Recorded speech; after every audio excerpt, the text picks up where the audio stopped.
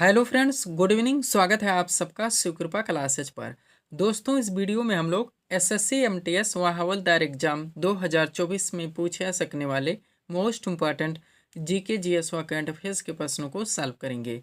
दोस्तों, आपके एग्जाम्स में जीके जीएस व करंट अफेयर्स के जितने भी टॉपिक से क्वेश्चंस पूछे जाने हैं, उन सभी टॉपिक्स को कलेक्ट करके ए टू जेड एक एक क्वेश्चन व एक एक फैक्ट चुन चुन के डाला गया है। इसके अलावा आपके प्रीवियस ईयर एग्जाम्स के प्रश्नों को भी शामिल किया गया है। साथ में एक्स्ट्रा फैक्ट को पूरी तरह से कवर करने का प्रयास किया गया है। तो दोस्तों, आप लोग इन्हें कॉन्सेंट्रेट होकर सॉल्व करें। क्वेश्चंस कम सॉल्व होने पर पुनः प्रश्नों का रिवीजन करें, ताकि एसएससी एमटीएस और हवलदार एग्जाम 2024 में आप लोग जीके जीएस व करंट अफेयर्स के टॉपिक से अच्छे स्कोर कर सकें। ध्यान रखें दोस्तों, आपके एग्जाम में आपका पूरा जीके यानी कि हिस्ट्री, पॉलिटी, जियोग्राफी, इकोनॉमिक्स, आपका पूरा मिससेलेनियस यानी विविध का चैप्टर, पूरा आपका जीएस यानी कि जनरल साइंस व करंट अफेयर्स, इन सभी टॉपिक्स का आपके एग्जाम में अच्छा खासा वेटेज है।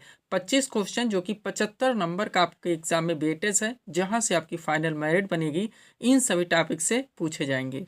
तो चलिए दोस्तों, ज़्यादा समय न लेते हुए हम लोग इन सभी मोस्ट इंपॉर्टेंट प्रश्नों को सॉल्व करना शुरू करते हैं। दोस्तों, क्वेश्चन नंबर 1 है हमारा, सशस्त्र सीमा बल यानी कि एसएसबी के नए महानिदेशक कौन बने हैं। रिसेंटली करंट से मोस्ट इंपॉर्टेंट क्वेश्चन है दोस्तों, बिल्कुल आपके ट्रेंड में है, आपके लेवल में है।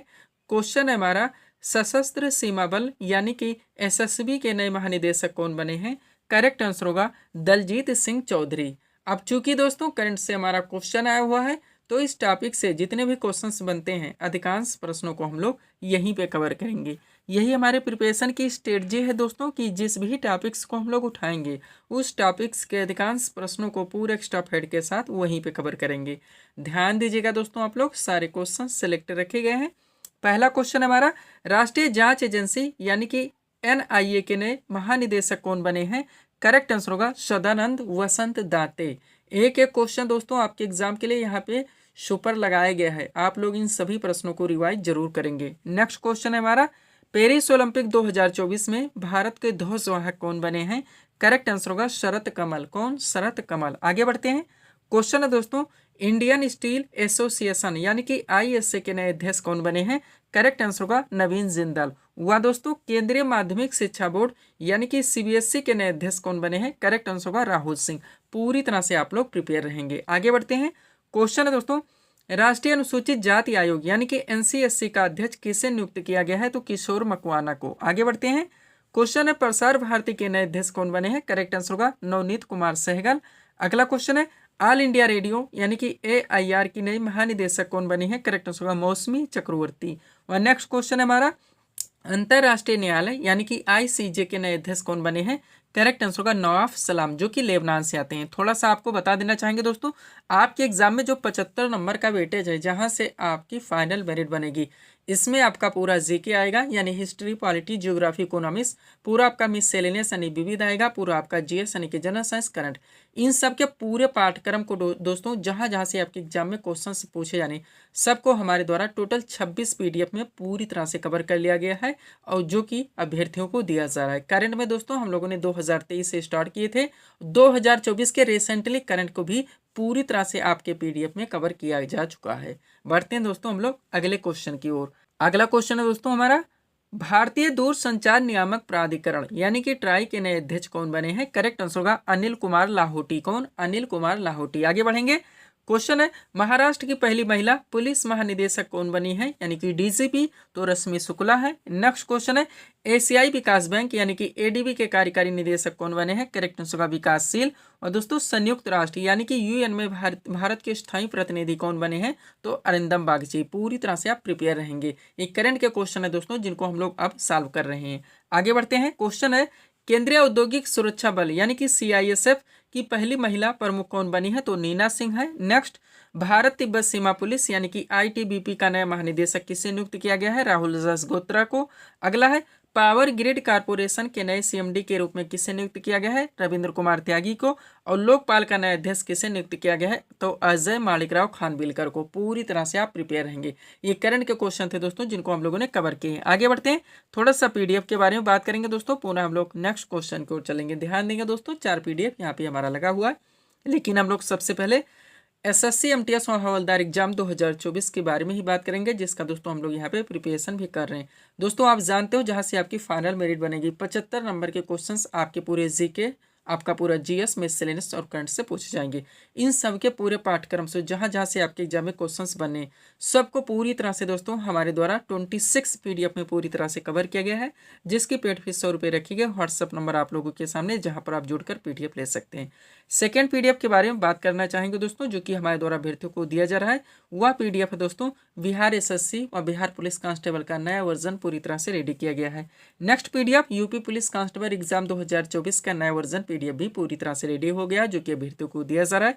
और लास्ट पीडीएफ हमारे द्वारा जो अभ्यर्थियों को दिया जाएगा दोस्तों, वो है रेलवे वाला एग्जाम 2024 का। बहुत सारी वैकेंसीज आपकी लग चुकी हैं दोस्तों, आप जानते हैं। तो उनके पूरे पाठ्यक्रम को 25 पीडीएफ में कवर किया गया। इसकी पेड फीस भी 100 रुपये रखी गई। व्हाट्सअप नंबर आप लोगों के सामने, जहां पर दोस्तों आप लोग मैसेज कर यानी कि जुड़कर पीडीएफ ले सकते हैं।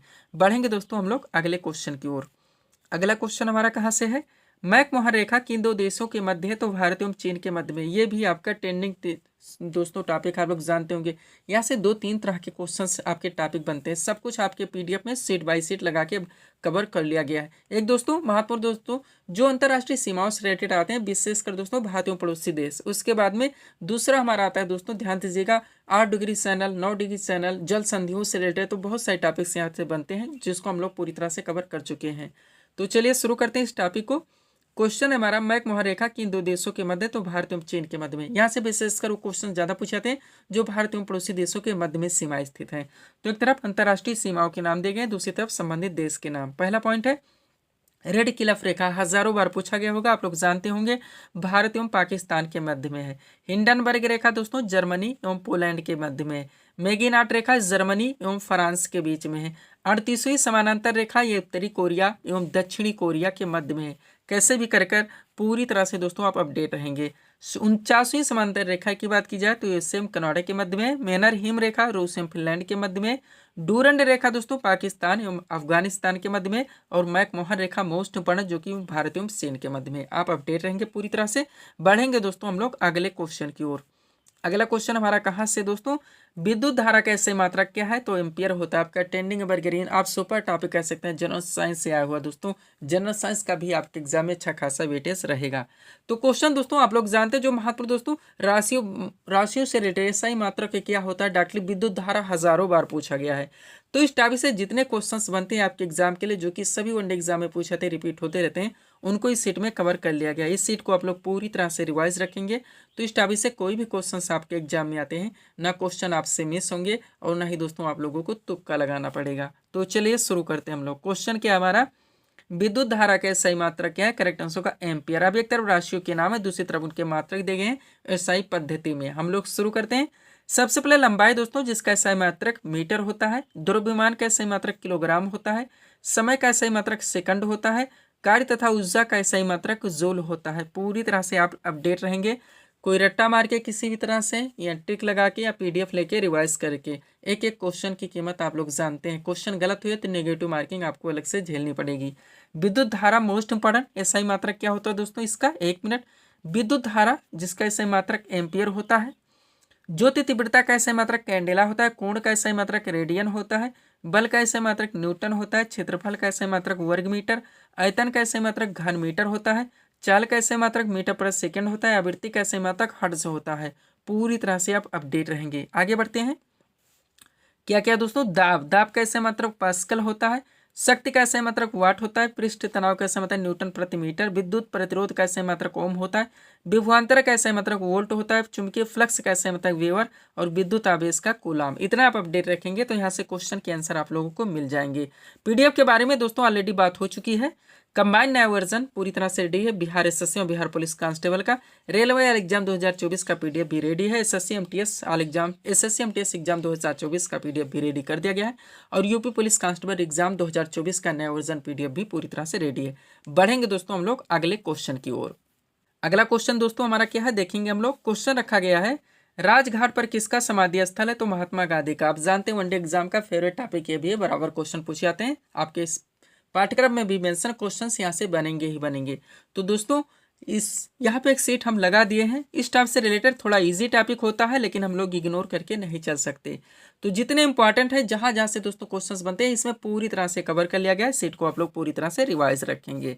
तो चलिए शुरू करते हैं हम लोग। क्वेश्चन था हमारा, राजघाट पर किसका समाधि स्थल है? तो महात्मा गांधी का। दोनों तरफ से घुमा के पूछा था, पंडित जवाहरलाल नेहरू की समाधि स्थल का नाम क्या है, या पंडित जवाहरलाल नेहरू के समाधि स्थल कहाँ पे है, या शांतिवन पे किसका समाधि स्थल है, शांतिवन किस महापुरुष के समाधि स्थल का नाम है। तो जैसे भी क्वेश्चन पूछे जाए, इसीलिए दोस्तों मैं रिवीजन व पीडीएफ के बारे में आप लोगों को फोकस करवाता रहता हूँ।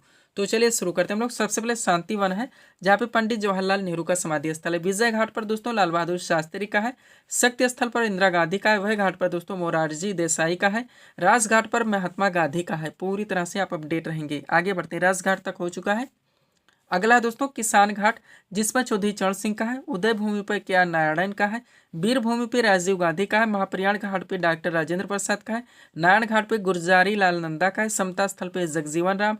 चित्रा भूमि पे डॉक्टर बी आर अम्बेडकर। एकता स्थल पे ज्ञानी जैल सिंह है। पूरी तरह से दोस्तों, यानी कि एकता स्थल पे ज्ञानी जैल सिंह की समाधि स्थल है। कर्म भूमि दोस्तों शंकर दयाल शर्मा की समाधि स्थल का नाम है। सदैव अटल पे दोस्तों अटल बिहारी वाजपेयी का समाधि स्थल है। पूरी तरह से आप अपडेट रहेंगे। बढ़ेंगे दोस्तों हम लोग अगले क्वेश्चन की ओर। अगला क्वेश्चन आपका किस टॉपिक से लगा हुआ है? क्वेश्चन रखा गया है, राष्ट्रीय युवा दिवस किस तिथि को मनाया था? करेक्ट आंसर होगा 12 जनवरी को। क्वेश्चन कहाँ से आ गया दोस्तों? आप जाते हैं महत्वपूर्ण जितने दिवस है, करंट रिलेटेड भी पूरी तरह से इसमें कवर है। सीट आपके सामने है, आप इसको रिवाइज रखेंगे तो क्वेश्चन के आंसर यहाँ से आप लोगों को मिल जाएंगे। बराबर क्वेश्चन बनते हैं, आप लोग जानते हैं, आपका सुपर टॉपिक है। तो चलिए शुरू करते हैं हम लोग। क्वेश्चन क्या हमारा, राष्ट्रीय युवा दिवस की स्थिति को मनाया था 12 जनवरी। पूरी तरह से इस क्वेश्चन से भी आप अपडेट रहेंगे। सुपर क्वेश्चन है। अब एक तरफ महत्वपूर्ण राष्ट्रीय एवं अंतर्राष्ट्रीय दिवस के नाम, दूसरी तरफ संबंधित तिथि के नाम। डॉक्टर पूछा था, आप लोग जानते हैं।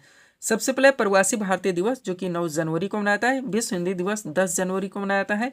शहीद दिवस दोस्तों 30 जनवरी को मनाया जाता है। राष्ट्रीय विज्ञान दिवस 28 फरवरी को मनाया जाता है। पूरी तरह से आप अपडेट रहेंगे। बढ़ेंगे दोस्तों हम लोग आगे। अगला क्या है हमारा, अंतर्राष्ट्रीय महिला दिवस 8 मार्च को मनाता है। विश्व उपभोक्ता अधिकार दिवस 15 मार्च को मनाता है। विश्व टीबी दिवस 24 मार्च को मनाता है। विश्व विरासत दिवस 18 अप्रैल को। पृथ्वी दिवस दोस्तों 22 अप्रैल को मनाता है। विश्व श्रमिक दिवस 1 मई को मनाता है। करंट रिलेटेड है, ध्यान रखिएगा। विश्व प्रवासी पक्षी दिवस 8 मई को मनाया जाता है। विश्व पर्यावरण दिवस दोस्तों 5 जून को। आप लोग जानते होंगे, हजारों बार पूछा गया, वनडे एग्जाम का फेवरेट क्वेश्चन है। आगे बढ़ते हैं। विश्व रक्तदान दिवस 14 जून को मनाता है। अंतर्राष्ट्रीय योग दिवस 21 जून को। नेक्स्ट, हिंदी दिवस कब मनाता है? 14 सितंबर को। ओजोन परत संरक्षण दिवस 16 सितंबर को। विश्व पर्यटन दिवस 27 सितंबर को। उसके बाद में क्या है दोस्तों, संयुक्त राष्ट्र दिवस मोस्ट यूएन 24 अक्टूबर को। अंतर्राष्ट्रीय मानवाधिकार दिवस 10 दिसंबर को। पूरी तरह से आप अपडेट रहेंगे। बढ़ेंगे दोस्तों अगले क्वेश्चन की ओर। अगला क्वेश्चन आपका किस टॉपिक से है? सौर ऊर्जा को विद्युत ऊर्जा में बदलने वाला यंत्र कौन सा? तो सोलर सेल है। क्वेश्चन आप जान गए होंगे किस टॉपिक से, आपके जनरल साइंस से। मोस्ट क्वेश्चन दोनों तरफ से पूछे जाते हैं, ध्यान रखिएगा। डायरेक्टली पूछा जाता है डायनेमो किसको किस में कन्वर्ट करता है, या यांत्रिक ऊर्जा में विद्युत ऊर्जा, यांत्रिक ऊर्जा को विद्युत ऊर्जा में बदलने वाला यंत्र कौन सा है? तो दोनों तरफ से आप अपडेट रहेंगे। इसीलिए मैं दोस्तों पीडीएफ और रिवीजन के बारे में आप लोगों को फोकस करवाता रहता हूँ।